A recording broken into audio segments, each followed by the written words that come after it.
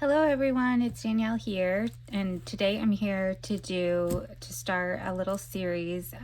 We'll see how it goes with making a Kraft-Tex fall Thanksgiving journal. And I went ahead and did one. I've had some scheduling issues with my husband getting quiet time in the office where I could do a video, but I went ahead and did this one, and then this one I'm hoping to do the series on video with you guys.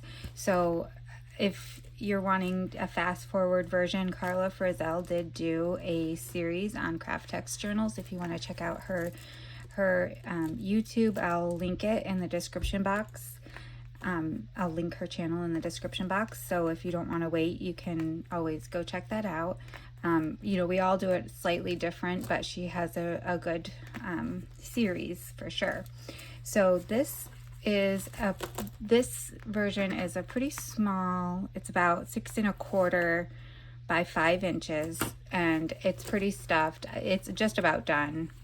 There were other things I wanted to add, but honestly, it just got too stuffy, too full. So this one I did 3 signatures, and this one I'm going to do 2 so that I can fluff it up a little bit more.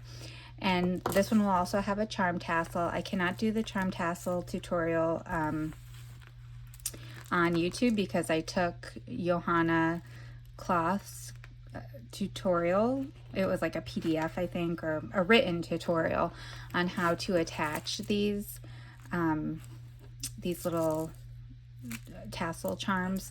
So if you want, I've done it a few times. I'll do it again in this video. I'll link the link to her course on Etsy where you could purchase it if you want. I just sent it to somebody yesterday. I think it's around $8 if I remember correctly, so it's not too terribly expensive. It's really easy to follow. Anyhow, so what we're gonna do is, knowing that this is kind of the end result of where we're going, I'm going to first tell you that I didn't want to cut the Kraft-Tex on camera because it comes in a roll. If you've never purchased it, it comes in a roll, and it's actually really kind of finicky to get laid flat enough to cut straight. So when I got the roll, I pretty much cut a bunch of different pieces and then stacked them on top of each other so that when I went to go do the correct size, it would be easier to lay out. So what I did is I just cut a piece. This one is about 12 3/4 by 6 1/4. And then, so it was just a piece, like a blank, you know, one sheet of paper, and then I took my scoreboard and I scored a little spine here, so you can see that it easily folds right here. And if you've never dealt with Kraft-Tex before, it's kind of like a mixture, a feeling between cardboard and leather in a way. It's not supposed to tear when it's painted, especially when you paint it brown like this. It really feels like a faux leather type feel. And so, you know, then you can paint it whatever color you want, do it whatever style you want. Right now I don't have them in here, but I'm doing 2 farm style Kraft-Tex journals, and I'll be doing some more in the future too.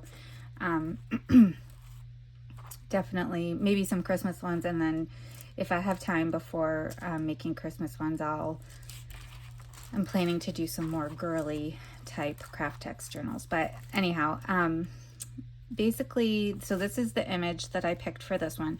This is from I think it's from the Animals of Farmer Jones, if I'm not mistaken. I think it was from a little golden book. And I just cut it down to be a good size. And then this one was from a Hallmark gift book, and I just backed it onto some cardstock and stitched around it. This is some upholstery fabric on the spine here, and on the inside is some canvas fabric. So what we'll do here is, today I'll show you how I paint the cover, and I'll back this, and then we'll talk about the next steps as we go on. So what we'll do, this is pretty self-explanatory, but there are two different textures to Kraft-Tex. One is kind of more textured and one is more smooth, so it's up to you whichever one you like. And this will actually lay flat once you paint both sides. So if you watch any of my channel, you know that I'm messy and I don't have any fancy things. So, okay, but first, this is acrylic paint that I got from Target. It's a satin finish. You don't really have to use satin finish, but if you're, and I just like how it soaks in and gives it like a little bit less of a chalky feel once it's dry. But if you do, you can use what you have on hand. Either way, I've been using this spray to seal the journals. So I'll also seal after I back this onto some chipboard. I will seal it with this, and this is super matte and super clear, and I don't know if you can even tell, it doesn't have any shine or sheen or anything to it, but it does feel a little bit more protected. And you know, when you go to scratch the paint, you're not going to scratch it off or anything like that. So it just adds a level of protection. I don't think that it makes it waterproof or anything like that, but I really like this stuff because it dries really fast. And I purchased it at Lowe's. I'm sure you can get it online or probably any hardware store. But yeah, this was just kind of a shot in the dark, just tried. And then this is also what I will use if I use a really old little golden book cover that I don't want to chip away. I'll spray this on it. And like I said, you can do as many coats as you like or as few coats as you like, and it's really, really matte, so I like that a lot. They sell it in satin and glossy too, I think, if you prefer that. But anyhow, so we'll go back. Like I said, this I've always used satin paint for this. I think Karla uses satin, and maybe that's where I got the idea or the purpose from.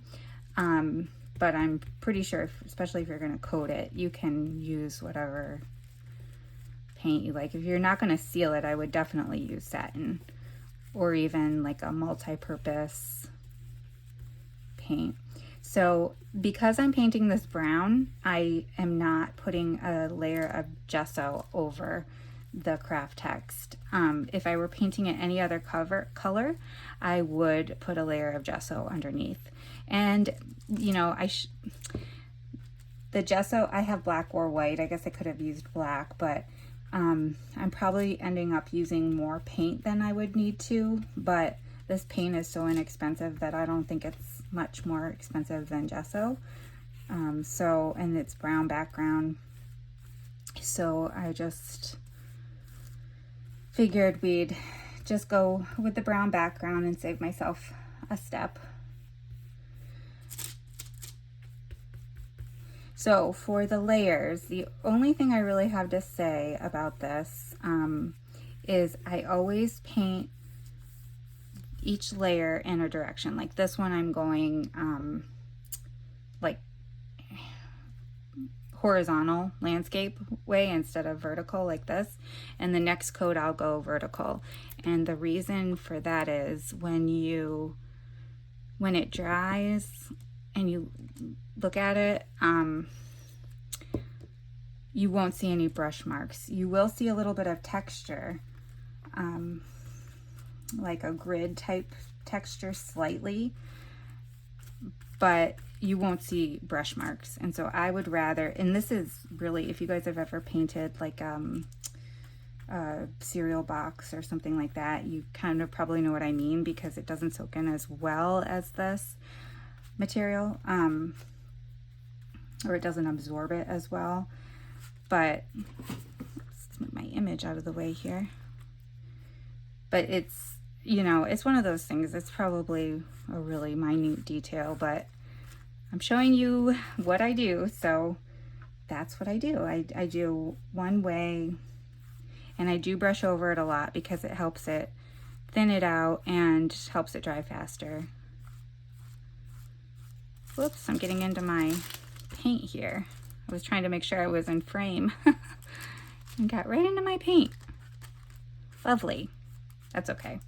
We're gonna paint both sides anyway. And I don't know if you would need to paint both sides. For some reason, I feel like the paint gives the material even more flexibility and stability. So that's why I paint the other side, but I'm just gonna cover it up with fabric anyhow. So in all reality, you probably wouldn't need to do that.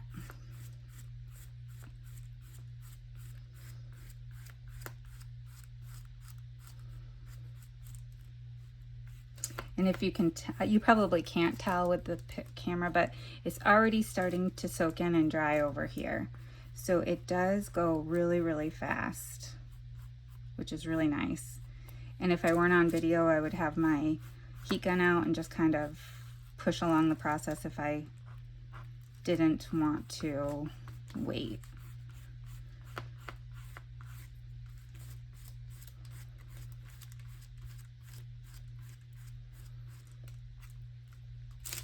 I like the Target paint because it has a lot of different colors, like really unique colors, or I don't know what I'm trying to, like just different colors options, but it's super thick. I don't know if I just purchased this not long ago, this brown, but I don't know if it gets old, if it gets thick or what. I could probably water it down, but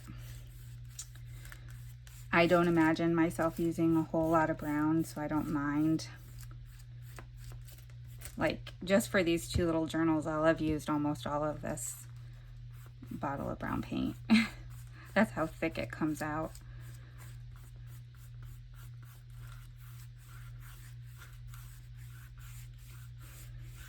And the ideas with this material are just, there are so many things you can do with this. I really like it. I really like the feel of the Kraft-Tex.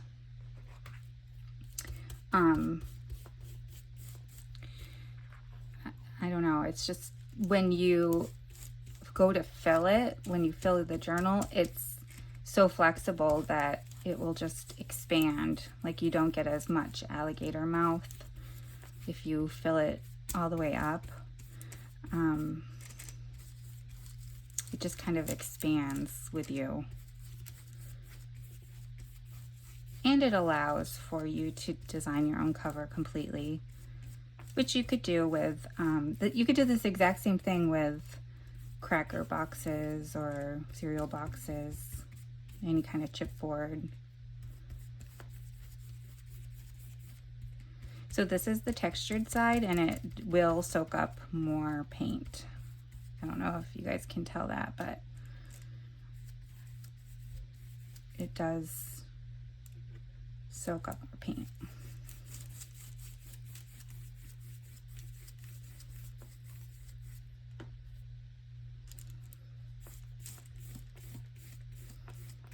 This series is occurring like probably 2 weeks after when I would have preferred it to happen, but like I said, the timing didn't work out well for me to be able to come in here and record. So have you guys already started journaling for your fall, in your fall journals, now that we're into October?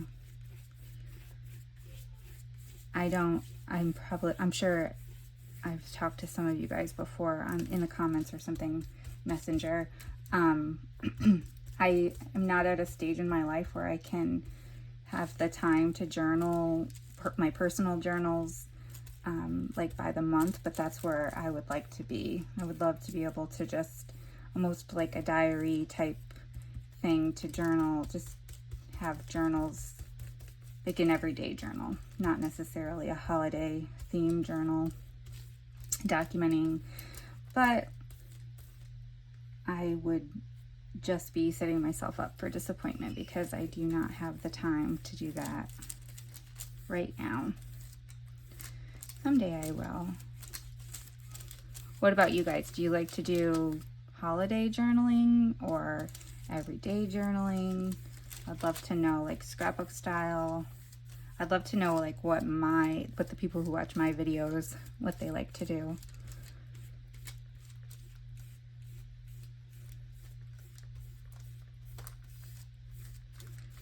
So like I said, I just keep going over it. And this is not an expensive paintbrush. It's an Artist Loft. Let me think, where is that? I think that's either Michael's or Hobby Lobby. What I would not recommend is, and you could probably even use one of those sponge applicator things. What I would definitely not recommend is a cheapo, like, dollar store one that's gonna lose bristles along the way, because that'll drive you nuts. So give that a second to soak in.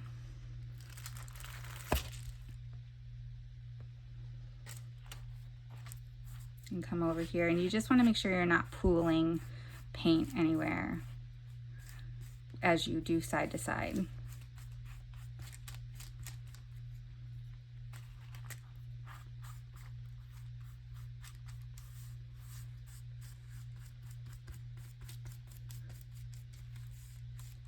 And you want to make sure you get the edges.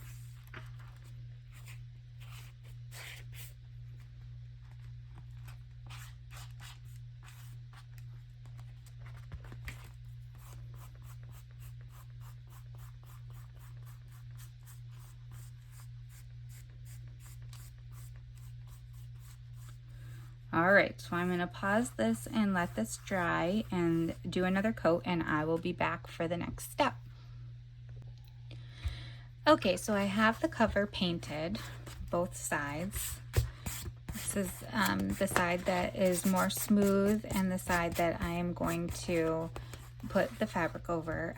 For this one for this other one I chose the textured side, and I really kind of liked it. And so I'm going to do the same thing for this one. And let's see, so we've got it painted, and when I'm done with this video, I'm going to go spray the cover, the outside cover, and the image with this polyacrylic spray, and then it'll dry within a few minutes. And then I will, let's see, I'll probably come back. I was just going to do a video and come back and show you, but I'll probably do another video, turn the camera on and show you. I don't know if I'll be able to get my sewing machine in the setup, but I'll kind of try to explain a little bit more. So as you can tell, I kind of got this. This is actually just a vintage index card that's kind of got a nice aging color to it, so it's not too white. And I cut it down, and I was kind of trying to eyeball here to see if I liked this, and I think I do. I think it gives it a little bit of a pop of color. I'm trying to decide. So I would probably, it doesn't give it a pop of color. It gives it a little bit of delineation. So let me see. Because I didn't really leave enough space to run another stitch in the white area. Although I could try to do that, because ultimately what will happen is we're going to glue this down to this piece of paper, and then I'm going to use some glue to glue this image to the front, but I'm going to sew it to this cover because I don't know, the Kraft-Tex, I'm not sure if with the painting and the sealing, I just don't feel confident just gluing it, so I have been stitching the images in addition to gluing to the cover. And you want to do that before you put the lining in so that you don't see, unless you want to see the stitching. And then we'll do a fabric spine over the cover just like this one, since I'm trying to stick with showing you the same one. So we'll do that, and then these are the fabrics that I pulled some little upholstery swatches to try to see. And these I just purchased at a thrift store. I've heard of people getting these for free too. I don't think that they're vintage. They're just little upholstery sample swatches. And it's kind of hard because with the sticker, you can't really use that part too much. I guess I could use that for pockets and things that I want more stiff, but not on the spine. So it really only will be one, just kind of for decoration and texture. So let's see.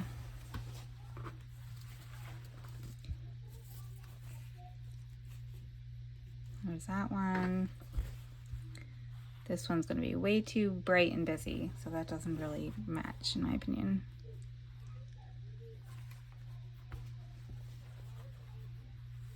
This one's not bad. It's a lot of white though, or it's not really white, it's kind of like a cream color. This is the same piece, if I have enough. I think I should have enough. This is the same color I used on the other one.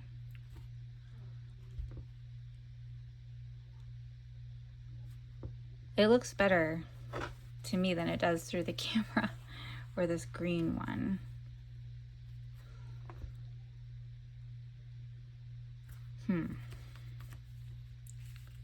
Well, these three are the only ones I possibly like, truthfully. So let's see. I'm not good at making these decisions with you guys all watching.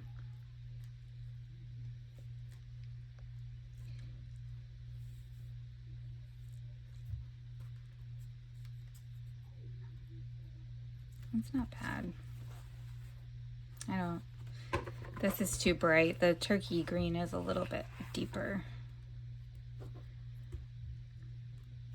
I think I'm just gonna go with this because this is what I went with the other cover.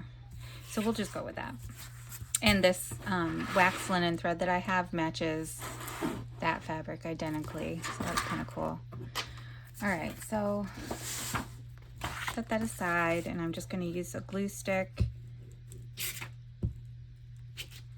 and glue this image to the cardstock.